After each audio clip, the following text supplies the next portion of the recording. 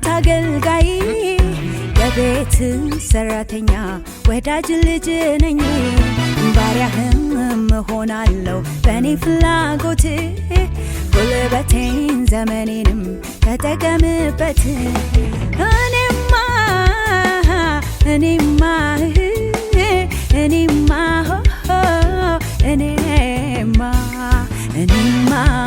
ባለሟልህ ያንተ አገልጋይ